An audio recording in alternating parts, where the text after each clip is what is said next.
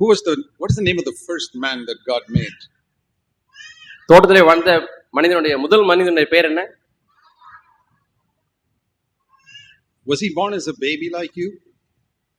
உங்களை போல சின்ன பிள்ளையா பிறந்தாரா? No. இல்லையா? He didn't have a father or mother. ஆதாமுக்கு அப்பா அம்மா இருந்தாங்களா? Then was he made? Who made him? அப்பனா ஆதாம் யார் உண்டாக்குனா? God made him. தேவன். God made him like a full grown man. தேவன் ஆதாம் உண்டாக்கும் பொழுதே பெரிய வளர்ந்த ஆளா உண்டாக்கிட்டார். Okay. When Jesus came to earth, இயேசு இந்த பூமிக்கு வந்தப்ப did he come as a full grown man or as a little baby? அவர் நல்ல வளர்ந்த ஒரு மனிதனா இந்த பூமிக்கு இயேசு வந்தாரா அல்லது சின்ன பாலகனா குழந்தையா பிறந்து வந்தாரா? Why did God make Adam full grown man and Jesus came like a little baby? ஏன் ஆதாம் ஆண்டவர் உண்டாக்கும் போது பெரிய மனுஷனா உண்டாக்கிட்டார், ஆனா இயேசுவை உண்டாக்கும் போது சின்ன குழந்தையா உண்டாக்குனார்? Shall I tell you why? ஏன் சொல்லட்டுமா? Because Jesus had to be an example for children also. இயேசு கிறிஸ்து பிள்ளைகளா இருக்கக்கூடிய உங்களுக்கும் அவர் ஒரு மாதிரியா இருக்கணும், அவர் எக்ஸாம்பிளா இருக்கணும். Supposing he came as a full grown man. இயேசு வளர்ந்த ஆளா வந்திருந்தாருன்னா பூமிக்கு வரும்போது somewhere in the desert God made a body. ஏதோ வனாந்தரத்துல ஒரு சரீரத்தை தேவன் உண்டாக்கி and Jesus came into that body from heaven. அந்த சரீரத்துக்குள்ள இயேசு பரலோகத்திலிருந்து உள்ள வந்து ஒரு பெரிய ஆளாவே இந்த பூமிக்கு வந்திருந்தாருன்னா he could have come like that also. அப்படியே இயேசு இந்த உலகத்துக்கு வந்திருக்கலாம். and he could have walked into Israel and nobody would have known where he came from. இஸ்ரவேலுக்குள்ள அப்படி வந்திருக்கலாம், யாருக்குமே தெரியாது எங்க இருந்து இயேசு வந்தாருன்னு தெரிஞ்சிருக்காது, அப்படி வந்திருக்கலாம். But then he could have told grown up people, follow my example. அப்படின்னா வளர்ந்த மக்களை பார்த்து பெரியவங்களை பார்த்து என்னுடைய மாதிரியை பின்பற்றுன்னு இயேசு சொல்லி இருந்திருப்பார். But he can't tell you follow my example. ஆனா உங்களை பார்த்து சொல்ல முடியுமா என்னை பின்பற்றுங்கன்னு? சொல்ல முடியாது. Okay, what is the most difficult temptation for children? சின்ன பிள்ளைங்க நீங்க சொல்லுங்க, சின்ன பிள்ளைங்களுக்கு இருக்கிறதுல கஷ்டமான ஒரு காரியம் என்ன? To obey daddy and mommy, right? அப்பா அம்மா கீழ்ப்படியறது தான் கஷ்டமா இருக்குல்ல? கஷ்டம் இல்லையா? கஷ்டமா இருக்கா இல்லையா? சொல்லுங்க. Is it easy? ஈஸியா இருக்கா? Do you understand easy? They understand the word easy? For everybody it's difficult. எல்லாருக்குமே அப்பா அம்மாவுக்கு கீழ்ப்படியணும்னா கொஞ்சம் கஷ்டமா தான் இருக்கு. Sometimes it is easy. சில சமயத்துல ஈஸியா இருக்கும், எளிதா இருக்கும். Supposing your daddy and mommy say, come on, eat that ice cream. ஏய் வந்து இந்த ஐஸ்கிரீம் சாப்பிடு அப்படின்னு சொன்னா அது கஷ்டமா ஈஸியா?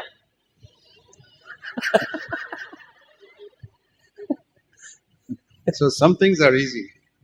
ஆக அப்பா அம்மா சொல்லக்கூடிய சில காரியங்கள் உங்களுக்கு ஈஸியா இருக்கு. But most of the things they tell us are not as easy as eat the ice cream.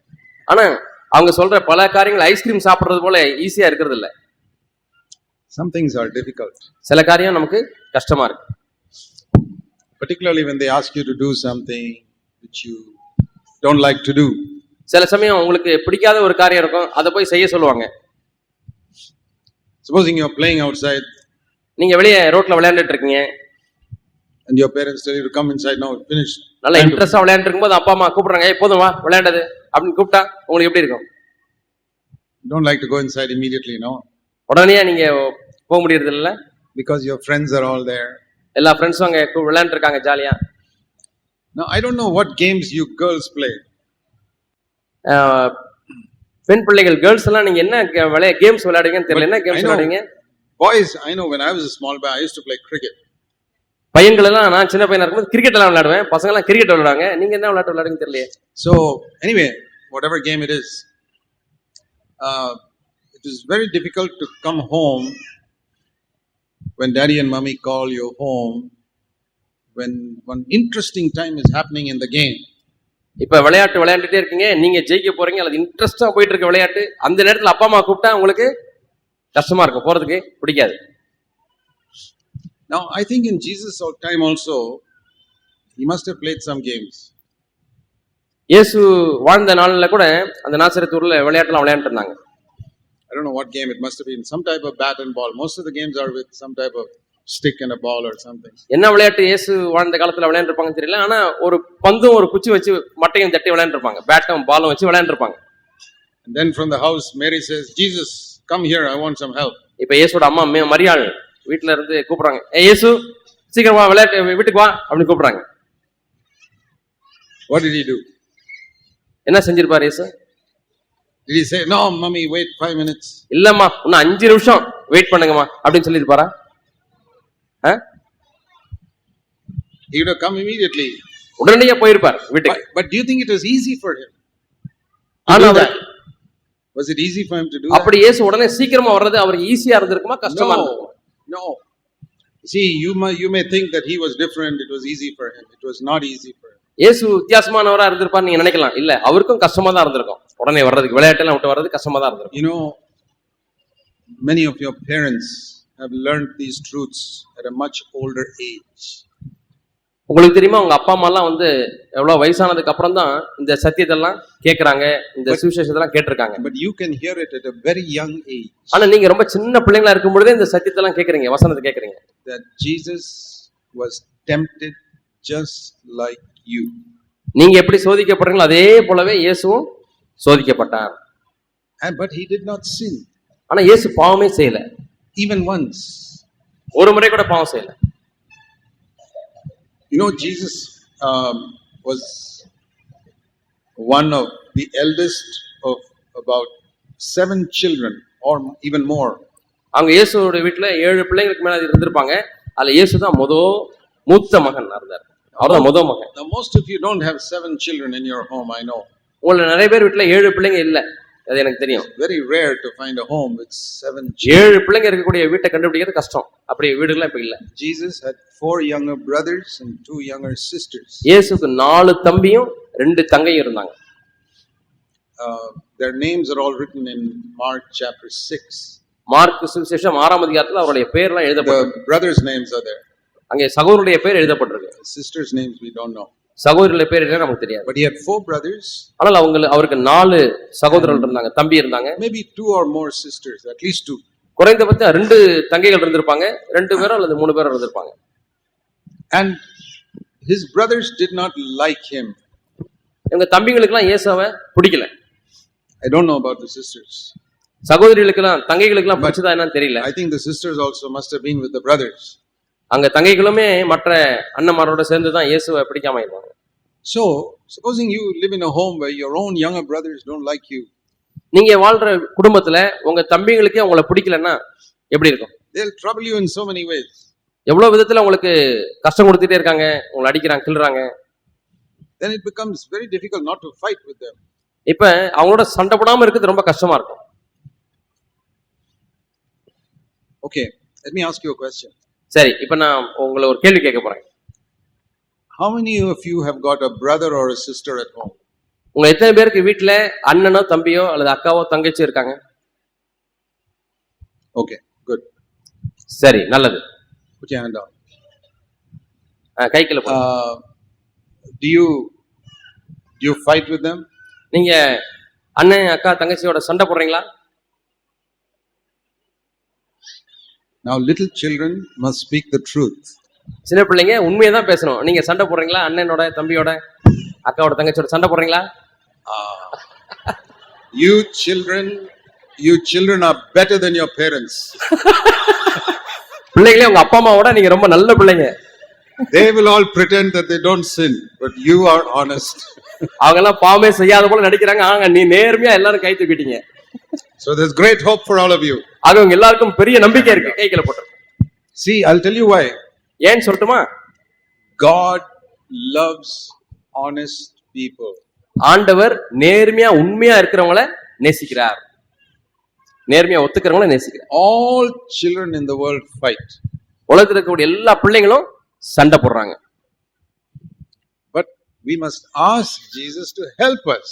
ஆனா நம்ம என்ன செய்யணும்னா, ஆண்டவரே சண்டை போடாம இருக்கிறதுக்கு எனக்கு உதவி செய்யுங்கன்னு கேட்கணும். If you pretend that you don't fight, then there is no hope for you because Anna, you are telling a lie. சண்டை போடாம இருக்கிறது போல நடிச்சீங்கன்னா உங்களுக்கு நம்பிக்கையே இல்லை, ஏன்னா நீங்க பொய் சொல்றீங்க.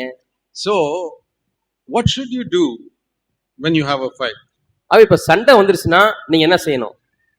உங்களுக்கு அண்ணனுக்கும் சண்டை வந்துருச்சு, அக்காவுக்கும் சண்டை வந்துச்சு, என்ன செய்யணும்? How many of you will say, okay, how many of you will say, another question. Now you must be சரி, இப்ப பாருங்க, honest. இன்னொரு கேள்வி கேட்க போறேன். This is a more difficult question. போன கேள்வியை விட இந்த கேள்வி கொஞ்சம் கஷ்டமான கேள்வி.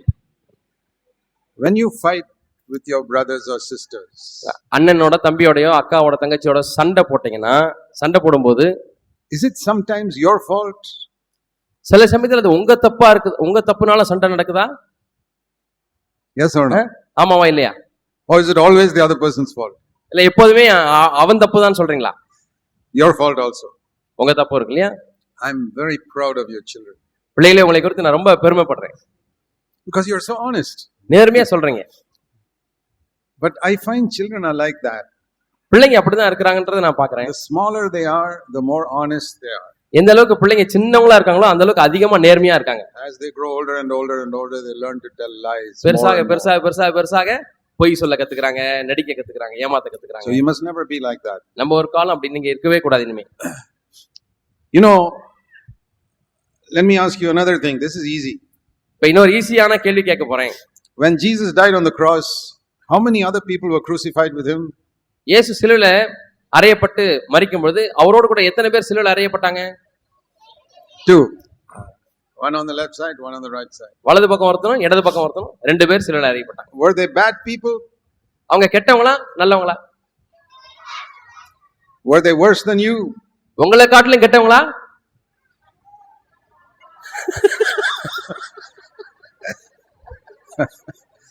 I really like your honesty. You don't even want to call a murderer worse than you.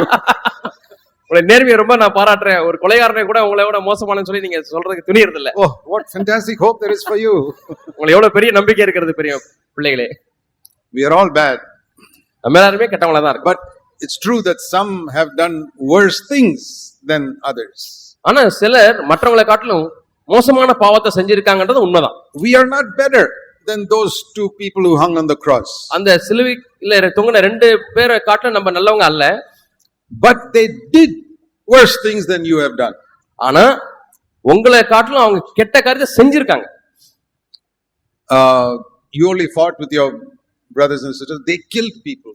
நீங்க செஞ்ச கெட்ட காரியம் உங்க அண்ணன் தம்பியோட சண்டை போட்டிருக்கீங்க, அவ்வளவுதான். ஆனா அவங்க என்ன பண்ணிருக்காங்க? கொலை செஞ்சிருக்காங்க. But when they died, ஆனா அவங்க சாகும்போது one went to heaven, the other went to hell. ஒரு மனுஷன் பரலோகத்துக்கு போனா, இன்னொரு மனுஷன் நரகத்துக்கு போனா. Even though both were equally bad. 2 பேருமே கெட்டவங்களா இருந்தாலும் கூட, சமமா கெட்டவங்களா இருந்தாலும் கூட, ஒருத்தன் எங்க போனா? பரலோகத்துக்கு, ஒருத்தன் நரகத்துக்கு. One went to hell. Why was that? அது ஏன் அப்படி? Both were bad. 2 பேருமே கெட்டவங்க. Both killed people. 2 பேருமே கொலை செஞ்சிருக்காங்க. And stole money and so many bad things. பணத்தை திருடி இருக்காங்க, எவ்வளவோ கெட்ட காரியத்தை செஞ்சிருக்காங்க. Not only God, even the Roman government thought they are bad. தேவன் அவங்களை கெட்டவங்க நினைக்கிறது மட்டும் இல்ல, ரோம அரசாங்கமே அவங்களை கெட்டவங்கன்னு சொல்லுச்சு. You know why one went to heaven? உங்களுக்கு தெரியுமா ஏன் ஒரு ஆளு பரலோகத்துக்கு போனா? Because like you, he was honest. உங்களை போலவே அவனும் ஒரு மனிதன் நேர்மையானவனா இருந்தான். He said, I am bad. அவன் என்ன சொன்னா? நான் கெட்டவன் அப்படின்னு ஒத்துக்கிட்டான்.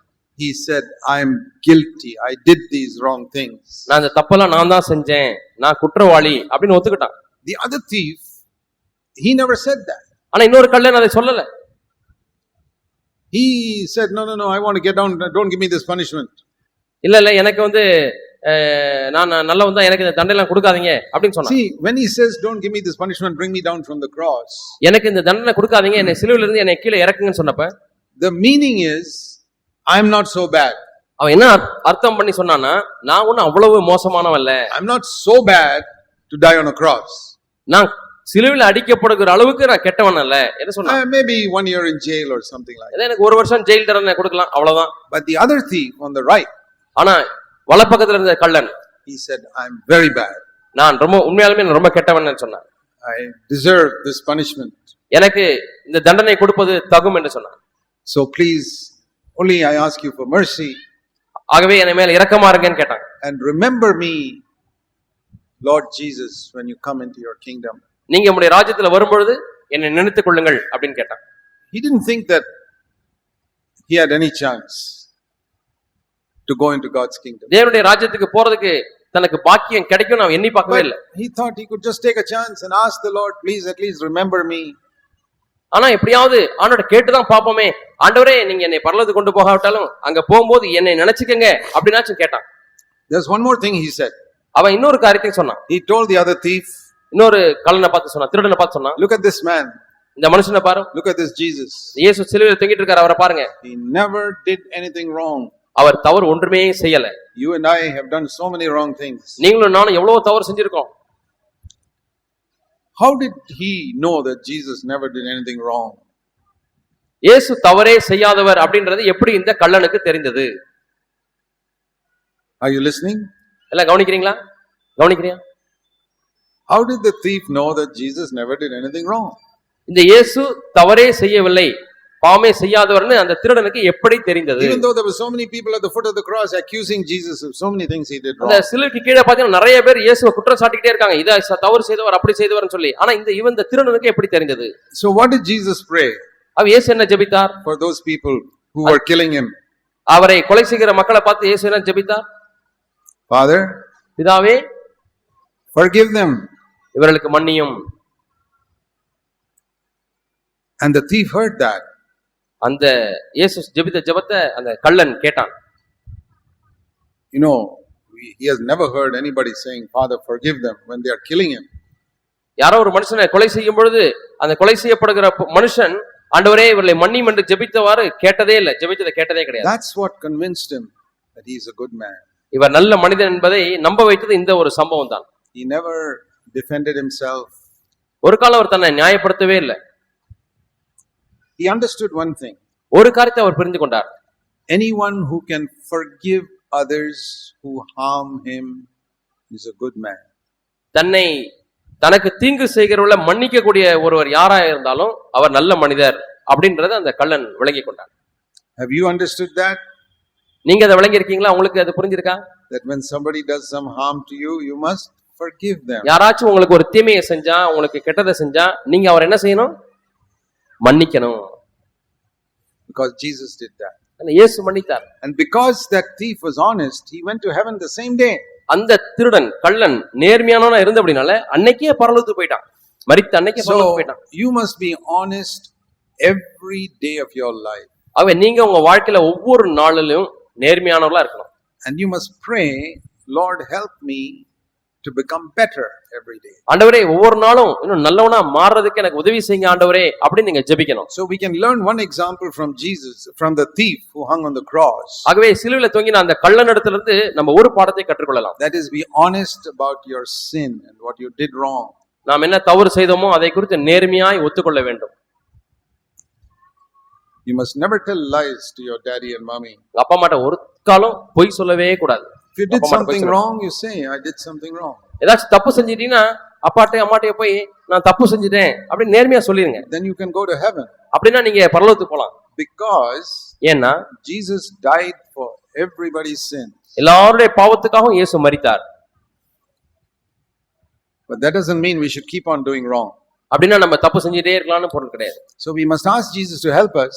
அவன் இயேசுவே எனக்கு உதவி செய்யுங்க நம்ம இயேசுட்ட கேட்கணும். And say, Lord, like you grew up as a little baby, ஆண்டவர் சின்ன குழந்தையா இருந்து நீங்க எப்படி வளர்ந்தீங்களோ, I also want to grow up walk in your footsteps. நானும் உங்களை போல உங்களுடைய அடிச்சுவடல் நடக்கணும் ஆண்டவரே, உம்மை போல வாழணும் ஆண்டவரேன்னு ஜெபிங்க, கேளுங்க. That is the example we all have to follow. இந்த மாதிரியை தான் நம்ம எல்லாருமே பின்பற்றணும். And the Bible says one more thing. இன்னும் ஒரு காரியத்தை வேதம் சொல்லுது. I want to read a verse in Acts 10:38. அப்போஸ்தலர் 10:38ல ஒரு வசனத்தை உங்களுக்கு வாசிக்க விரும்புறேன். It says Jesus went about doing good. இயேசு நன்மை செய்கிறவராகவே சுற்றி திரிந்தார் அப்படின்னு இந்த வசனத்துல போட்டிருக்கு. அப்போஸ்தலர் 10:38ல. Do you think there are different ways in which you can help your daddy and mommy? உங்க அப்பா அம்மாவுக்கு பல விதத்துல நீங்க உதவி செய்யலாம்னு உங்களுக்கு தெரியுமா? In the house? வீட்ல குடும்பத்துல இருக்கும்போது நீங்க உதவி செய்ய முடியுமா? Yes or no? செய்ய முடியுமா முடியாதா? Okay. Can you help your younger brothers and sisters? உங்க தம்பிக்கோ தங்கச்சிக்கோ உதவி செய்யலாமா நீங்க? That's something we can learn from Jesus. அதை நம்ம இயேசுவிடத்திலிருந்து கற்றுக்கொள்ளலாம். How to do good to others. எப்படி நம்ம மற்றவங்களுக்கு நன்மையை செய்ய முடியும்? How to forgive those who do some wrong to us. நமக்கு தப்பு செய்யறவங்களை நம்ம எப்படி மன்னிக்கிறது? How to obey daddy and mommy. அப்பா அம்மாவுக்கு எப்படி கீழ்ப்படியறது? Okay, so what all did I tell you today?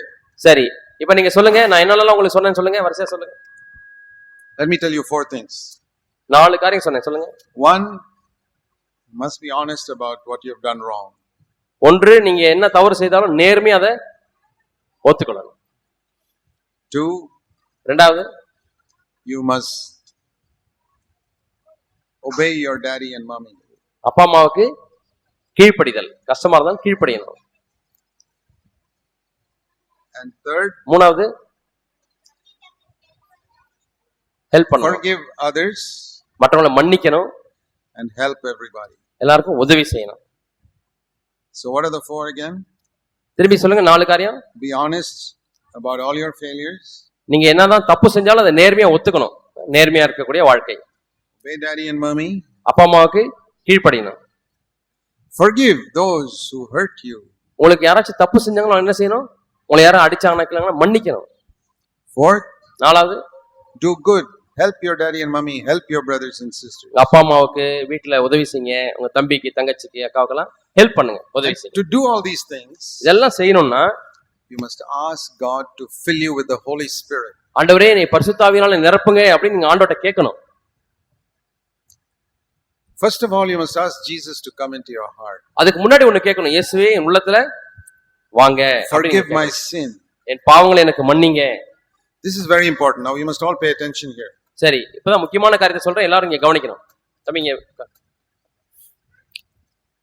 You must pray like this. இது மாதிரி ஜெபிக்கணும். Lord Jesus, I am a sinner. ஆண்டவராகிய இயேசுவே நான் ஒரு பாவி. Thank you for dying for me. எனக்காக மரித்ததற்காக உமக்கு நன்றி. And you came out of the grave alive. நீர் கல்லறையிலிருந்து உயிரோட வந்தீர். Come into my heart. என் உள்ளத்திலே வாரும். Be my Lord. ஆண்டவரே என்னுடைய ஆண்டவராயிரும். Forgive my sin. என் பாவங்களை மன்னியும். Help me to follow you. உம்மை பின்பற்ற எனக்கு உதவி செய்யும். And fill me with your Holy Spirit. உம்முடைய பரிசுத்த ஆவியானவராலே என்னை நிரப்பும். You know that Jesus can fill even little children with the Holy Spirit. சின்ன பிள்ளைகளும் இயேசு பரிசுத்த ஆவியானவர் நிரப்புவார் உங்களுக்கு தெரியுமா? Then he'll give you power. அப்ப நீங்க உங்களுக்கு வல்லமை கிடைக்கும். To do these things I told you just. நான் இப்ப சொன்ன 4 காரியங்களை செய்வதற்கு உங்களுக்கு பலன் கிடைக்கும். So when you feel weak and you're not able to do what I told you, நான் சொன்னதெல்லாம் செய்ய முடியாம நான் பலவீனமா இருக்கிறேன்னு நீங்க உணர்ந்தீங்கன்னா, you must pray.